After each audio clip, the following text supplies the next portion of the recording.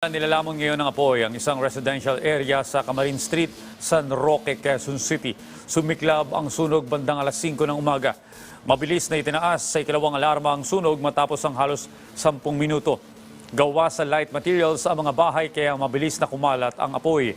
Tanaw na sa EDSA Kamuning ang kapal ng maitim na usok mula sa nasusunog na residential area. Kasalukuyang pang inaapula ng Bureau of Fire Protection ng sunog. Wala pang malinaw na dahilan kung saan ang pinagmula ng sunog. Kasalukuyan munang mamamalagi ang mga apektadong residente sa pinakamalapit na evacuation center. Inaalam pa ng BFP ang bilang ng mga apektado at kung magkano ang danyos ng napinsala.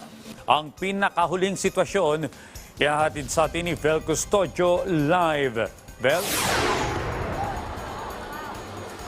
Audrey, kasalukuyang nilalamon ng apoy ngayon ng isang residential area dito sa 18th Street, San Roque, Quezon City.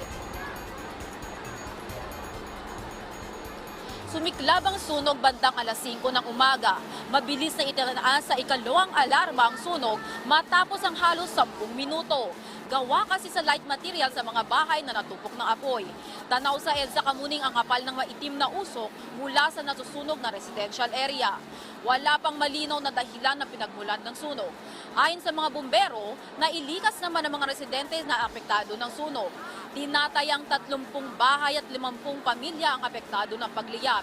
Inaalam pa ng BFP kung may mga nasawi sa insidente at kung magkano ang danyos ng napinsala. Audrey, kasama ko ngayon ng isa sa mga napinsala o isa sa mga biktima ng sunog dito sa Quezon City. Ate Railisa, ano po yung nasaksihan nyo nung nangyayari yung sunog? Kanina po may nagsisigawan po sa labas na sunog. Paglabas po namin, nasa gitna na po yung sunog.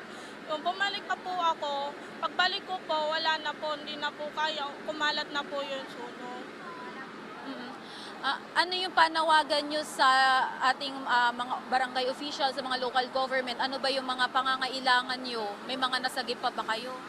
Wala po kami na isalba. Nananawagan po ako sa mga government po dyan, kay Pangulong Bongbong. Sana po matulungan po kami, lalo na po mga pagkain, damit ng mga bata. Kasi po kami lahat po dito, wala po kami na isalba. Sana po may tumulong po sa amin. Salamat Ate Railisa. Sana matugunan yung mga pangangailangan nyo at saka makarecover kayo dun sa nagaganap na sunog. Salamat. Audrey, sa ngayon, sa kasalukuyan pang inaapula ang sunog na nasa fire under control na. Pero ay, makikita nyo pa rin ang nagkakagulong tao at ang itim or ang kapal ng usok dito sa aking likuran. Balik sa iyo, Audrey. Okay, maraming salamat, Vel Custodio.